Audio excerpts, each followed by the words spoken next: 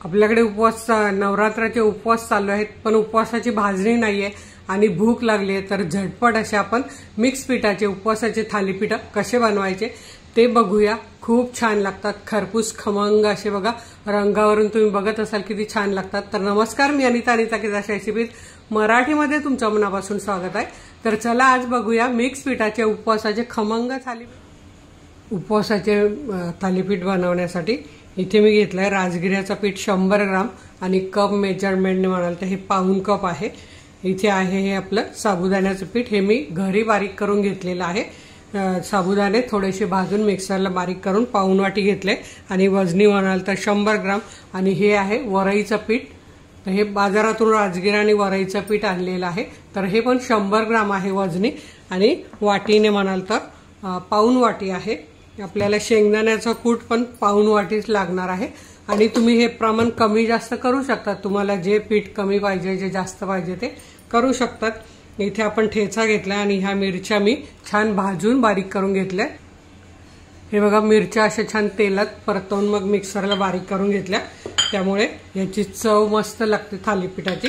इथे 2 बटाटे घेतलेले आहेत, साधारण 100 ते 110 ग्राम आहे। आणि यातला अर्धा भोपळा म्हणजे 125 ग्राम भोपळा मी किसून घालणार आहे। तुम्हाला जे आवडतं ते घाला, नाही घातलं तरी काही प्रॉब्लेम नाही। पण जरी आपल्याकडे भाजणी नसेल तरी आपण झटपट असे थालीपीठ बनवू शकतो फराळासाठी, आणि अगदी उपवास नसणारे पण तुमच्याकडे मागतील असे थालीपीठ। तर चला आता आपण मिक्स कसं करायचं ते बघूया। तर आता यातला मी हा अर्धा भोपळा काढून ठेवणार आहे, आणि भोपळा असा असतो, याची अशी साल काढून घेतलेली आहे। आता हा भोपळा मी किसून घेते, असा मोठ्या किसणीने किसून घ्यायचा, कारण भोपळा काय लगेच शिजतो, तो थालीपीठात छान शिजेल। बटाटे फक्त आपण उकडून घेतलेले आहे। आता हे मी बटाटे आणि भोपळा दोन्ही किसून घेते। आता इथे आपला भोपळा बटाटे किसून झालेले। आता हे बघा, 100 ग्राम राजगिऱ्याचं पीठ, भगरीचं पीठ 100 ग्राम आणि साबुदाण्याचं पीठ 100 ग्राम। आता यात आपल्याला ठेचा चवीप्रमाणे, तुम्हाला किती तिखट पाहिजे, थोडेसे तिखट बनवले तर छान लागतात। आणि मी यात आलं घातलेलं नाही, जर तुम्हाला आलं घालायचं तर घालू शकतात। 2 चमचे हा ठेचा मी यात घेतलेला आहे। यात आपल्याला शेंगदाण्याचा कूट पण त्याच वाटीने असा पाऊण वाटी घालून घ्यायचा आहे। थोडासा जाडसर मी केलेला आहे, छान असे खमंग भाजून घेतलेले आहे। यात आपल्याला हे 3 चमचे दही घालायचं आहे, यामुळे चव खूप छान येते। असे 3 चमचे दही घालायचं आहे, अगदी झटपट आणि खूप हेल्दी होतात।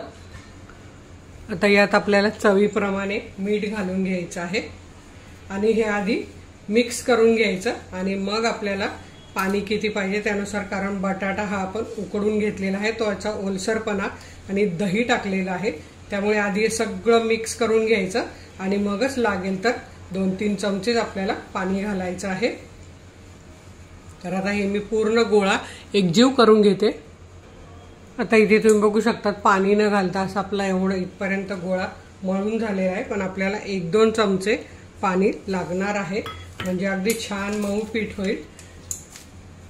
तर हे बघा, 2 चमचे पाणी घातले। आता मी याला थोडंसं मळून घेते।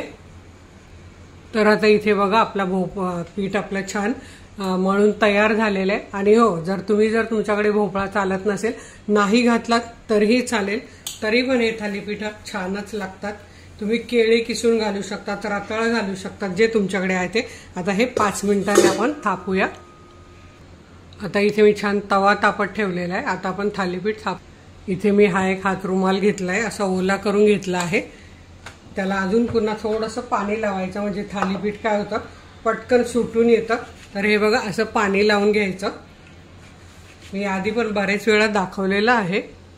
आता इथे मी एक गोळा घेतलेला आहे, आपल्याला जेवढं मोठं किंवा थालीपीठ करायचं छोटं त्यानुसार गोळा घ्यायचा आहे। मी मध्यम करणार आहे आणि हे थालीपीठ असं हाताने थापून घेणार आहे।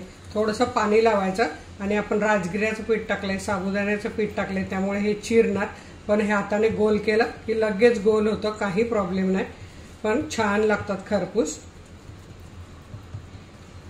तर असं थालीपीठ सगळं थापून घ्यायचं पाण्याचा हात लावून। आता याला अशा आतून पण छान भाजलं जावं म्हणून होल पाडून घ्यायचे, असे मध्ये एक पाडायचं आणि असे साईडला पण होल पाडून घ्यायचे। आणि आता आपल्याला हे असं धरून तव्यावर पलटी करायचं आहे। तर आता इथे मी तव्याला तेल लावून घेतलं आहे आणि पहिलं बनवताना आपल्याला थोडं जास्त तेल लावावं लागतं, कारण आपला हा लोखंडाचा तवा आहे, मेअरलेटचा नाही, त्यामुळे अर्धा चमचा तेल मी छान लावून घेतलेलं आहे। आता आपल्याला हे थालीपीठ त्यावर सोडून घ्यायचं आहे। तर हे बघा,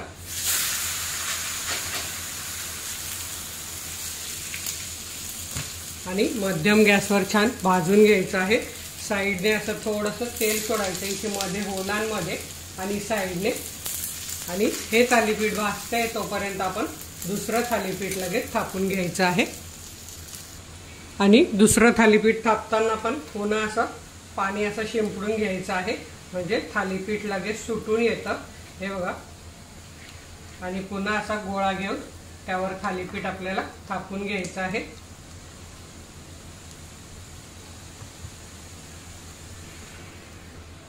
आणि आता हे थालीपीठ आपलं मध्यम गॅसवर भाजून झालेलं आहे। आता बघूया आपण। तर हे बघा, लगेच सुटतं आहे। आणि आता आपण हे पलटी करून घेऊया। हे बघा किती छान खमंग भाजलं गेलं आहे। थोडंसं तेल पुन्हा आपल्याला सोडायचं आहे आणि या साईडने पण छान असं भाजून घ्यायचं आहे। आता इथे आपण बघूया पाठच्या साईडने एक अर्धा मिनिट झालेला आहे आणि हे बघा पाठच्या साईडने पण छान असं खमंग भाजलं गेलंय। असं सोनेरी रंग आला पाहिजे। हे बघा, तर आता आपण हे काढून घेऊया आणि पुन्हा त्याच पद्धतीने दुसरं घालायचं आपल्याला। आता अगदी थोडंसं तेल लावलं तरीही चालेल। हे बघा, अगदी 4-5 थेंब। आणि पुन्हा हा कपडा आपल्याला असा हातात घ्यायचा आहे आणि तव्यावर पलटी करायचा आहे। हे बघा,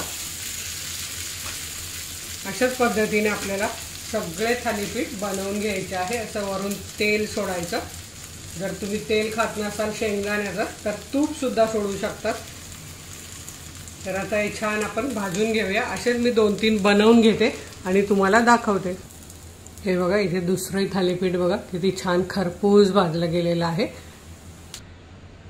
तर आता इथे तुम्ही बघू शकता आपले किती खमंग असे थालीपीठ तयार झालेले आहे आणि एकदम हे बघा मऊ असे लुसलुशीत आहेत आणि चवीला तर अप्रतिम लागतात आणि खूप हेल्दी आहे। अगदी तुम्ही सकाळी खाल्ले तरी संध्याकाळपर्यंत भूक लागणार नाही। सोबत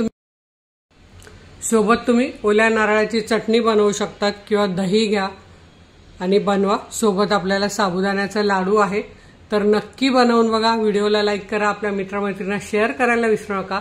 तर वेळात वेळ काढून व्हिडिओ बघितल्याबद्दल तुमचे मनापासून धन्यवाद। अशाच माझ्या छान छान रेसिपी बघा, बनवा, खा आणि हेल्दी राहा। धन्यवाद।